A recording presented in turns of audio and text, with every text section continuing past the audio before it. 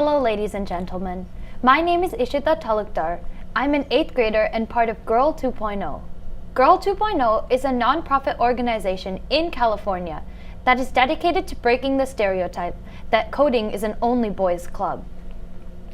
We are passionate about inspiring and teaching young girls to embrace the fields of computer science and engineering. And we hope that someday, girls and boys will have an equal number in the technology industry.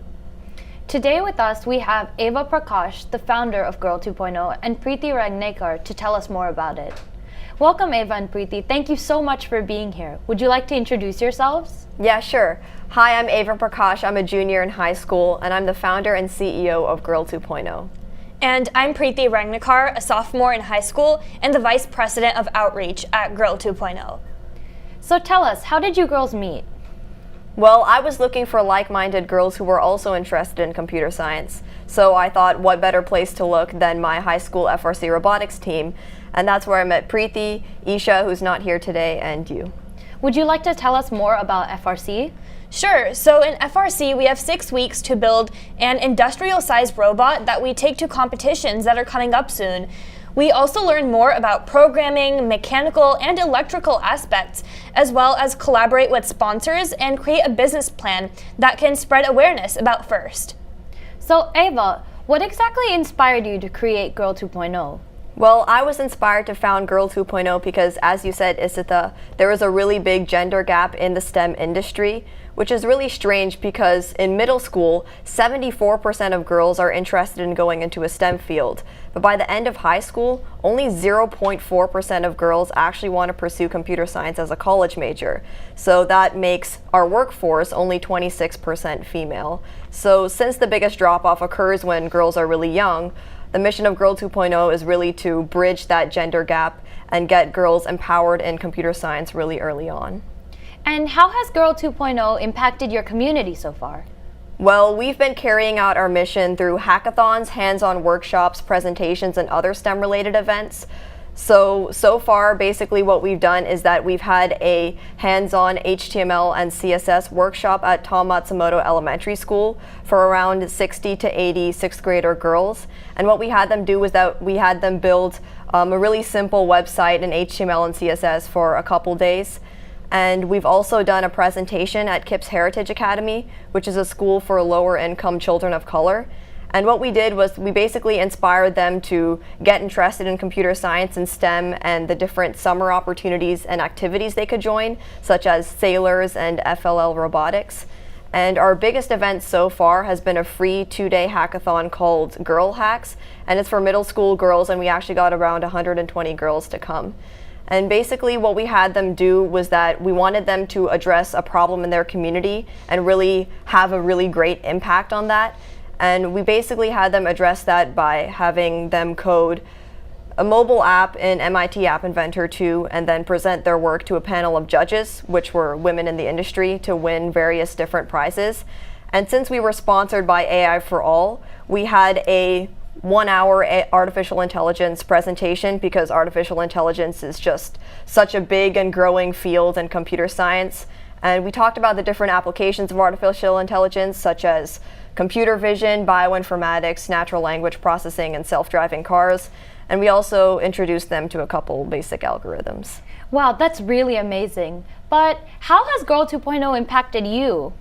I'd say that in addition to the technical skills about coding that we learned along the way, we also learned the importance of having good communication skills.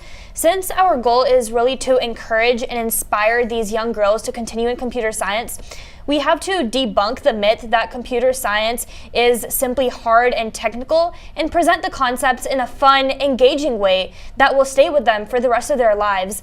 And we also learned the importance of organization and time management as we met with different schools and organizations to help implement our ideas. What about you, Asita? You're also a member of Girl2.0. Well, from being part of Girl2.0, I have learned that when you work in a team, you have to cooperate really well with the other members to have a successful organization. I've also learned that if only one person comes up with the idea, it's much weaker than when 2 or even 3 people come up with an idea together so that all the input is considered. I also learned that when you work with different people, you have to keep an open mind to different ideas so that you guys can have the most diverse idea you can. So what are your visions for the future of Girl 2.0? Our most immediate vision or future plan for Girl 2.0 is definitely to recruit more girls on the Girl 2.0 team. Right now we only have 4 girls, which is kind of small. Another goal that we have is to address other minorities in STEM besides girls. Obviously, we've really been focusing on girls because they're extremely underrepresented, but we also want to focus more on low-income children or children of color. And the last goal that we have in the immediate future is to have an artificial intelligence workshop because, again, it's such a big and growing field in computer science, and we want to just teach maybe middle school girls or children of color or low-income children about different AI algorithms and applications in more depth. Cool. So on a closing thought, do you have any advice for the girls who are watching right now aspiring to be coders?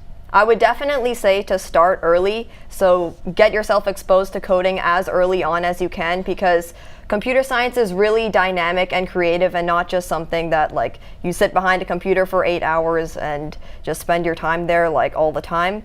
That's really not the case. Computer science is not boring or even difficult if you practice and have true interest in it. Yeah, I completely agree. I would say don't be discouraged if you want to solve a problem that appears challenging at first. If you simply persist with it and remember that all of your ideas, be sure to present them, be sure to implement them on, and you'll surely find a community of people that also supports your idea. And eventually, if you combine your other passions with CS, you can definitely make an impact and succeed, and you will find it rewarding. Well, my piece of advice to people who are watching is don't let anybody tell you that you aren't smart enough to code just because you're a girl. If somebody tells you that you don't know anything or that boys will always be better than girls in science, ignore them and just keep on trying to learn and keep on experimenting and remember that you will succeed. Thank you so much, Ava and Preeti, for coming here today and telling us about Girl 2.0.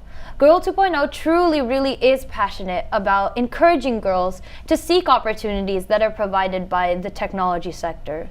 I'm sure that your time and effort you've dedicated to teaching and presenting about code will surely light up the path for other girls who want to go forward in the path of technology. Thank you so much for watching.